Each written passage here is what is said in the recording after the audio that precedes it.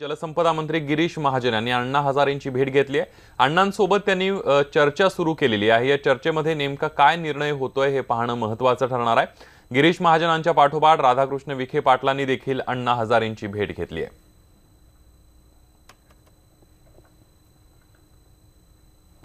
ज्येष्ठ समाजसेवक अण्णा हजारे यांच्या जीवाशी खेळू नका असं आवाहन शिवसेना पक्षप्रमुख उद्धव ठाकरे यांनी सरकारला केलंय। अण्णांचा लढा भ्रष्टाचाराच्या विरोधात आहे, त्यामुळे अण्णांनी नव्या क्रांतीसाठी जयप्रकाश नारायण यांची भूमिका स्वीकारावी असं या पत्रामध्ये उद्धव ठाकरेंनी लिहिलंय।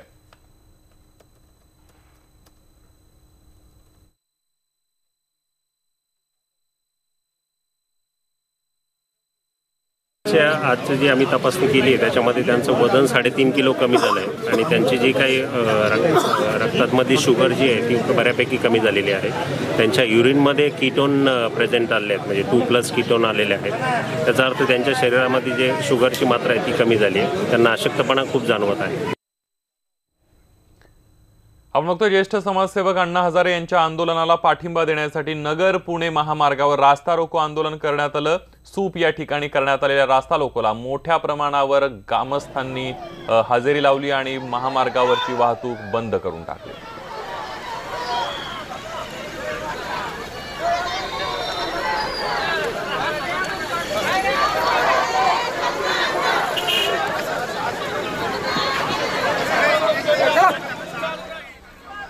तर राष्ट्रवादी काँग्रेसचे प्रवक्ते नवाब मलिक यांनी अण्णा हजारे हे पैसे घेऊन उपोषण करतात असा आरोप केला होता। त्याबाबत अण्णा हजारे यांच्या वतीनं बदनामी आणि फौजदारी कारवाईची कायदेशीर नोटीस नवाब मलिक यांना पाठवण्यात आली आहे।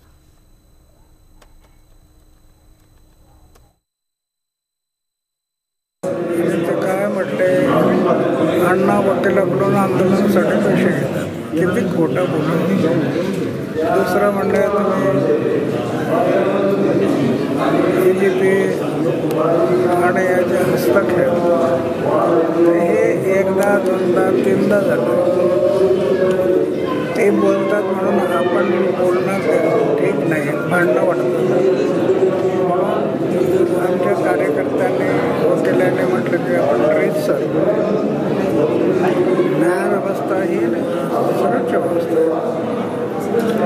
अशी बदनामी अन्याय अत्याचार होत। 26 अकराच्या दहशतवादी हल्ल्याप्रकरणी मुंबईच्या सत्र न्यायालयानं पाकिस्तानच्या 2 लष्करी अधिकाऱ्यांविरोधात अजामीनपात्र वॉरंट काढले। अब्दुल रहमान पाशा आणि मेजर इक्बाल अशी या वॉरंट काढण्यात आलेल्या पाकिस्तानच्या लष्करी अधिकाऱ्यांची नावं आहेत। लवकरच या दोघांविरोधात इंटरपोलच्या मदतीनं रेड कॉर्नर नोटीस काढण्यासाठी भारत प्रयत्न करणार आहे। 26 अकरा हल्ल्यातील महत्त्वाचा आरोपी डेव्हिड हेडलीच्या ईमेलवर अब्दुल पाशा आणि इक्बाल या पाकच्या लष्करी अधिकाऱ्यांची माहिती आढळली आहे। या दोघांविरोधात सबळ पुरावे असल्याचा दावा ज्येष्ठ सरकारी वकील उज्ज्वल निकम यांनी केलाय। शपथ के मामले में मुंबई के सेशन कोर्ट ने पाकिस्तान के 2 मेजर के खिलाफ गैर जमानती वारंट इशू किया है और ज्यादा जानकारी के लिए इस समय हमारे साथ स्पेशल पीपी उज्ज्वल निगम जी, उनसे बात करते हैं। सर, ये 2 मेजर कौन है और क्या क्या डिटेल, और कोर्ट ने क्यों इनके ऊपर गैर जमानती वारंट इशू किया है? पाकिस्तानचे 2 लष्करी अधिकारी मेजर अब्दुल रहमान पाशा आणि मेजर इक्बाल यांचा 26 अकरा जो मुंबईवरती दहशतवादी हल्ला झाला त्याच्या कटामध्ये त्यांचा सहभाग असल्याचा आम्हाला पुराव्यात निष्पन्न झालाय आणि म्हणून त्यांच्या विरुद्ध न्यायालयाकडे आम्ही विनंती केली की यांच्या विरुद्ध अजामीनपत्र अरेस्ट वॉरंट, अटक वॉरंट निघावं। न्यायालयाने आमची विनंती तपासून ती मान्य केलेली आहे। अब्दुल रहमान पाशा हा बलूच प्रांतातून रिटायर झाला। अब्दुल रहमान पाशा आणि मेजर इक्बाल हे दोघंही लष्कर तोयबा आणि डेव्हिड हेडली यांच्यात मध्यस्थी करत होते। डेव्हिड हेडलीने आपल्या जबानीमध्ये ही बाब स्पष्ट केली की 26 अकरावर मुंबईत जो दहशतवादी हल्ला झाला त्या संदर्भात कुठे हल्ला करायची, कुठली स्थळं निवडायची याची कारवाई 2003 सालापासून चालू होती। आणि एवढंच नव्हे तर वेळोवेळी अब्दुल रहमान पाशा आणि मेजर इक्बाल जो ISI मध्ये होता हे सर्वोत्तरी या लष्कर तोयबाला मदत करत होते। म्हणजे डेव्हिड हेडलीच्या साक्षीवरून ही बाब स्पष्ट झाली की 26 अकराचा दहशतवादी हल्ला आहे, यामध्ये फक्त लष्कर तोयबा सहभागी नाही तर पाकिस्तानची ISIच्या संघटनेचे महत्त्वाचे अधिकारी आणि पाकिस्तानच्या आर्मीचे अधिकारी गुंतलेले आहेत, ही बाब देखील स्पष्ट केली आहे। आपल्याला प्रश्न पडेल की हे खरं कशावरून, पण म्हणून डेव्हिड हेडलीला जो ईमेल होता त्या डेव्हिड हेडलीने काही नंबर, टेलिफोन नंबर सेव्ह केले होते। ज्या वेळेला डेव्हिड हेडलीची साक्ष आम्ही अमेरिकेच्या न्यायालयातून व्हिडिओ कॉन्फरन्सिंग घेतली त्या डेव्हिड हेडलीने सांगितले की मेजर अब्दुल रहमान पाशा आणि मेजर इक्बाल यांचे हे टेलिफोन नंबर आहेत. डेव्हिड हेडलीने हीच अशा प्रकारची साक्ष अमेरिकेच्या न्यायालयात दिली आहे, मुंबईच्या न्यायालयात आम्ही घेतलेली आहे आणि म्हणून आम्ही न्यायालयाला विनंती केली की यांचा देखील 26/11च्या दहशतवादी हल्ल्यात सहभाग आहे आणि म्हणून पाकिस्तानने किती नाकारलं तरी हा धडधडीत पुरावा आता पाकिस्तान समोर आम्ही हजर करू. फिर कहने की तो ये लीगल प्रोसेस हो रहा है कि ताकि आप इंटरपोल भी जा सके, रेड कोर्ट ने नोटिस, ये लीगल प्रोसेस क्या है सर? आता न्यायालयाने त्यांना अजामीनपात्र अटक वॉरंट निघालंय, साहजिकच पाकिस्तान हे नाकारेल आणि म्हणून आम्ही इंटरपोलला विनंती करू की यांच्यावरती हे बजवावं आणि मग मात्र त्यांच्या एक्स्ट्रॅडिशन करता किंवा त्यांना डिपोर्टेशन करणं, एक्स्ट्रॅडिशन गुन्हेगार हस्तांतर कायदा नाही, परंतु आम्हाला हे जगाला दाखवायचं आहे की 26/11च्या दहशतवादी हल्ल्यात पाकिस्तानची आर्मीचे अधिकारी, ISI गुप्तचर संघटना, दहशतवादी संघटना कशा प्रकारे गुंतलेल्या आहेत. मुंबई से कैमरामैन अर्जुन चिखले के साथ विवेक गुप्ता, न्यूज 18 इंडिया. यानंतर वळूया पुढच्या बातमीकडे. ड्रायव्हिंग करताना ओव्हरटेक करू नका असं वारंवार बजावून सुद्धा काही जण जीव धोक्यात घालण्याचं नसतं धाडस दाखवतात. पुण्यामध्ये कचरा वाहून नेणाऱ्या ट्रकला ओव्हरटेक करण्याच्या नादात एका तरुणानं आपला जीव गमावलाय. घंटागाडीला ओव्हरटेक करताना दुचाकीस्वार अंकित शहाचा मृत्यू झालाय.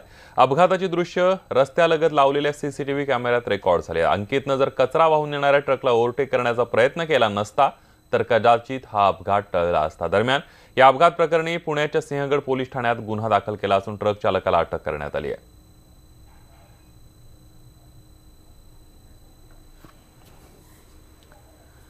विद्येचं माहेरघर अशी ओळख असलेलं पुणे आता हळूहळू गुन्हेगारांचं माहेरघर झालंय असं म्हटलं तर वावगं ठरणार नाही आणि त्यामागचं कारण म्हणजे पुण्यातली वाढती गुन्हेगारी. कोयते नाचवणाऱ्या पुण्यातल्या टोळक्याला सीसीटीव्ही कॅमेऱ्यानं कैद केल्यानंतर आता बावधनमधल्या पेट्रोल पंपावर झालेल्या मारहाणीचा व्हिडिओ देखील समोर आलाय. तलवारीचा धाक दाखवून गुंडांच्या टोळीनं पेट्रोल पंपांवरील कर्मचाऱ्याला जबर मारहाण केली आहे. टोळक्यातल्या काही तरुणांनी रांग तोडून वाहनात पेट्रोल भरण्यासाठी दमदारी सुरू केली. मात्र पेट्रोल पंपावर काम करणाऱ्या सुनील बनपट्टेनं त्याला विरोध केला. मात्र गुंडांच्या टोळक्यानं त्याला शस्त्राचा धाक दाखवत लाथाबुक्क्यांनी जबर मारहाण केली. मंगळवारी सुमारे 11:30च्या सुमारास घडलेल्या घटनेचा व्हिडिओ आज समोर आलाय. या मारहाण प्रकरणी पोलिसांनी 6 जणांविरोधात गुन्हा दाखल केलाय.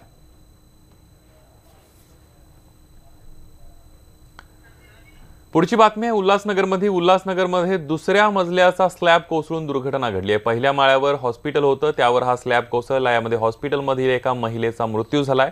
4 जण यामध्ये जखमी झालेले आहेत.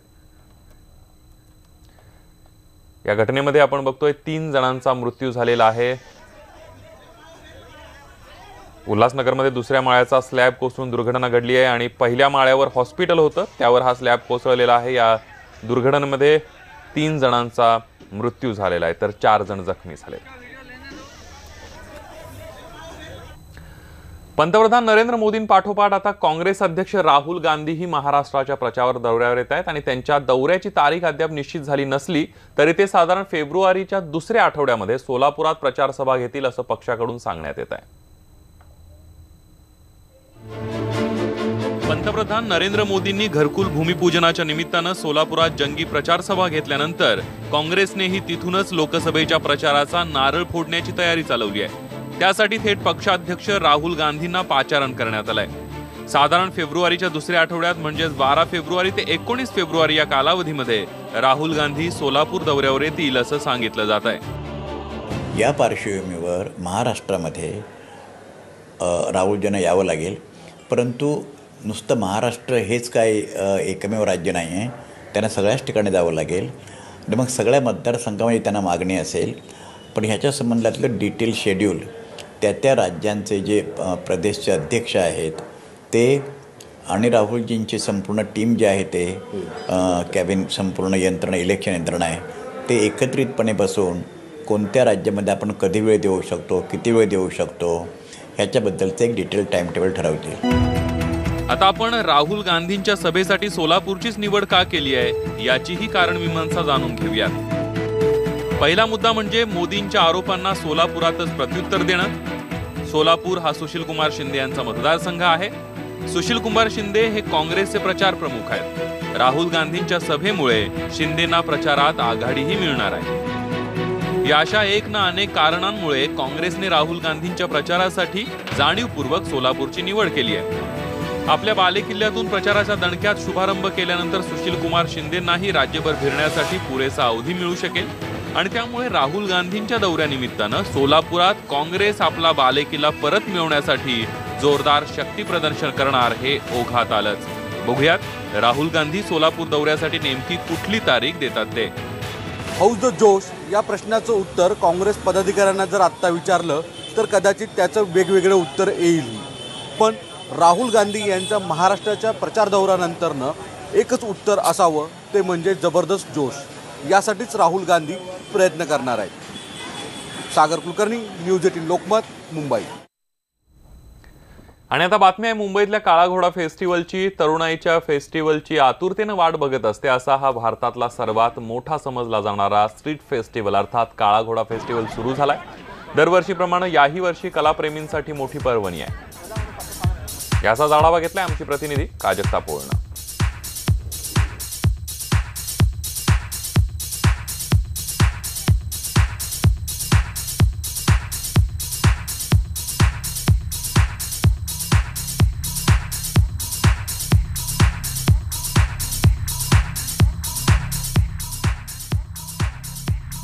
इथे खूप वेगवेगळे बुक्स दिसतात. Cutting chai, my friend, cities, people, no filter.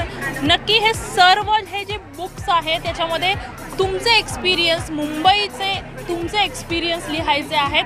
नक्की ही काय थीम है आपण जाणून घेणार आहोत. मुझे बताइए ये क्या है, ये मुंबई का ये आपने बनाया है थीम और ये अलग अलग बुक्स रखे हुए हैं क्या? तो ये इंस्पिरेशन है बाय बॉम्बे, फॉर बॉम्बे. और ये दिस इज़ एक बैनियन ट्री है ये. और हम लोगों ने 90 कीवर्ड्स लिखे हैं इसमें, 90 different experiences of people and this is to unite Bombay. Bombay साथ में इकट्ठे आएगा और बॉम्बे के लोगों के लिए है ये. एंड आप आ सकते हो, अपना एक्सपीरियंस लिख सकते हो एंड अपने जो भी फीलिंग्स इन वर्ड्स के हिसाब से शेअर कर सकते हो और हमें बता सकते हो की आपकी स्टोरी क्या है बॉम्बे के लिए. नक्कीच मुंबईची तुमची स्टोरी काय आहे हे इथे येऊन हे एक्सपीरियंस लिहायचे आहेत. आप ये एक्सपीरियंस लिख रही है, क्या कैसा लग रहा है? ये कुछ अलग लग रहा है? I really think that this is something really very unique. बहुत अच्छा है. I can say that one can express their feelings end बहुत अच्छी बात क्या है कि बहुत अच्छे अच्छे टॉपिक्स है, अलग अलग है. So one you can connect it, you can directly put into words.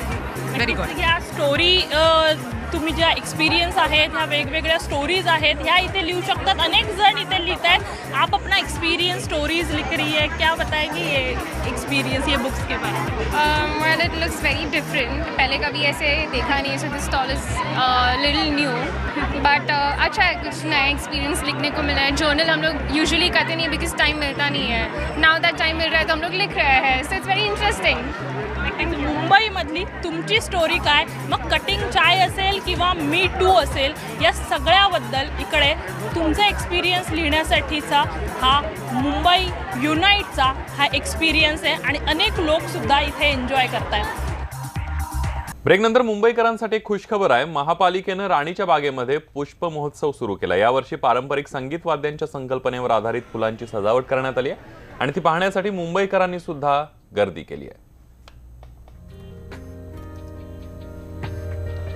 Mumbai महानगरपालिकेकडनं दरवर्षी विविध प्रकारच्या फुलझाडांची माहिती नागरिकांना व्हावी यासाठी विविध फुलझाडांचं प्रदर्शनीचं आयोजन केलं जात आहे. हे 24वे वर्ष आहे आणि मुंबईच्या राणीच्या बागेत या प्रदर्शनाचं आयोजन यावेळी करण्यात आलं आहे आणि मोठ्या संख्येनं लोक जे आहे या प्रदर्शनाला भेट देताना आपल्याला बघायला मिळतं. याचं कारणही तसं खास आहे. फुलांपासून आणि फुलझाडांपासून बनवलेल्या विविध प्रतिकृती या प्रदर्शनामध्ये ठेवण्यात आल्या आणि त्यामुळं या ठिकाणी येणाऱ्या जाणाऱ्यांचा मोह याचे फोटो काढण्याचा येणाऱ्या जाणाऱ्यांना आवडताना दिसून येत नाही. काही लोक आपल्या सोबत आहेत, त्यांच्याकडनं आपण जाणून घेणार आहोत. सर, तुम्ही मला सांगा, झाडांचं आणि फुलांचं जे प्रदर्शन भरवलं आहे, एक पुष्प मेजवानी मुंबईकरांना मिळते आहे, काय सांगाल? खूप खूप चांगलं आहे. मी महानगरपालिकेचे खरंच आभार मानतो की आम्हा मुंबईकरांना एवढं सुंदर असं फुलांचं आणि झाडांचं प्रदर्शन भरवल्याबद्दल खूप खूप आभार मी त्यांचे, महानगरपालिकेचे व ज्यांनी आयोजक आहेत त्यांचे. पण एकंदरीत कुठतरी आता फुलझाडं कमी होताना दिसत आहे. मुंबईतली फुलझाडं काय, झाडच कमी होताना दिसत आहे. तर अशा तुम्ही प्रदर्शनातनं काय संकल्प कराल, काय बोध घ्याल? अशी प्रदर्शन सगळीकडे झाले पाहिजे आणि मुंबई मेट्रोमुळे जी काही झाडांची नुकसानी झाली आहे ती झाडं खूप ठिकाणी मुंबईमध्ये लागली पाहिजे, जेणेकरून झाडे लावा, झाडं जगवा आणि मुंबई हरित मुंबई, कुशल मुंबई झाली पाहिजे. लोकांना मोठा आनंद आणि लोक उत्साही आहे हे प्रदर्शन बघण्यासाठी. मोठी गर्दी सकाळपासून मुंबईच्या राणीच्या बागेत या निमित्तानं केली जाते आणि आज या प्रदर्शनामध्ये आपणही कुठेतरी पर्यावरणाबद्दल सजग होत असताना एक ही मुंबई, हरित मुंबई, सुंदर मुंबई आणि आकर्षित मुंबई करण्याचा संकल्प घेऊयात. व्हिडिओ जर्नलिस्ट नवनाथ कोंडेकरसह अक्षय कुडकेलवार, न्यूज 18 लोकमत, मुंबई. यानंतर जाणार आहोत डहाणूला. डहाणू तालुक्यातल्या बोर्डी पर्यटन स्थळी 7वं चिकू महोत्सवाचं आयोजन करण्यात आलेलं आहे. या महोत्सवाच्या माध्यमातून स्थानिक बागायतदार आणि शेतकऱ्यांनी पिकवलेल्या उत्पादनांचं प्रदर्शन आणि विक्री करण्यात येते. या माध्यमातून स्थानिक पातळीवर रोजगार वाढावा या उद्देशानं या महोत्सवाचं आयोजन करण्यात आलंय.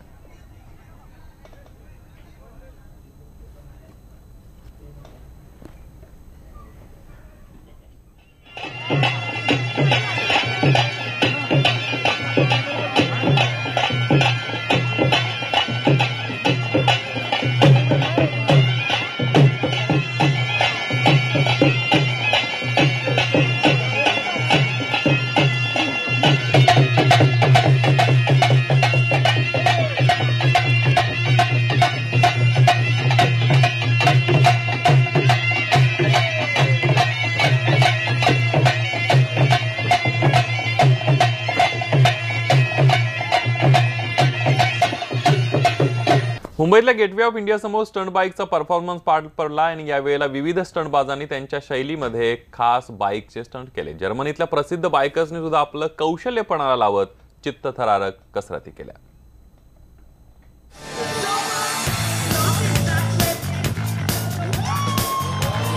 चित्तथरारक,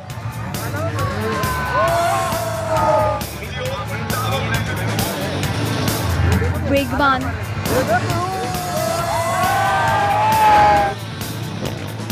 सुसाट या सगळ्या शब्दविशेषणांचा जिवंत अनुभव घ्यायचा असेल तर मुंबईतलं गेटवे ऑफ इंडिया गाठा. जर्मनीतल्या प्रसिद्ध बायकर्सनं आपलं कौशल्य पणाला लावत चित्तथरारक स्टंट पार पाडलेत. आंतरराष्ट्रीय ख्यातीच्या फ्रीस्टाईल मोटार क्रॉस ॲथलीटनं काळजाचा थरकाप उडवणारी ही स्टंटबाजी केली आहे.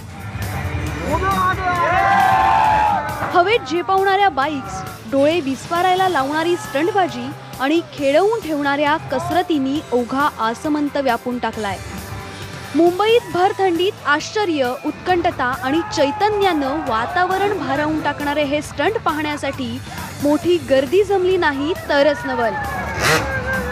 त्यामुळे धरणी आणि आभाळाच्याही नजरा खेळवून ठेवणाऱ्या या जिगरबाजांच्या कसरती पाहण्यासाठी वाघाचं काळीज घेऊन या. Bureau report, news 18 Lokmat, Mumbai. यानंतर मुंबईच्या सायन इथल्या सोमय्या मैदानावर सीएम चषक युवा महासंगम या क्रीडा आणि सांस्कृतिक स्पर्धेचा राज्यस्तरीय बक्षीस वितरण सोहळा आयोजित करण्यात आला होता. राज्यातील 43 लाख युवक युवतींनी यामध्ये सहभाग नोंदवल्याची माहिती आयोजकांनी दिली आहे. तर या कार्यक्रमाला महाराष्ट्रातील कानाकोपऱ्यातून 50,000 युवक युवती सहभागी होणार आहेत. भारतीय जनता युवा मोर्चानं या कार्यक्रमाचं आयोजन केलंय. लोकसभा निवडणुकीच्या निमित्तानं युवकांपर्यंत पोहोचण्याचा हा भाजपचा प्रयत्न आहे. या कार्यक्रमाला महाराष्ट्राचे मुख्यमंत्री देवेंद्र फडणवीस युवकांना संबोधन करणार आहेत.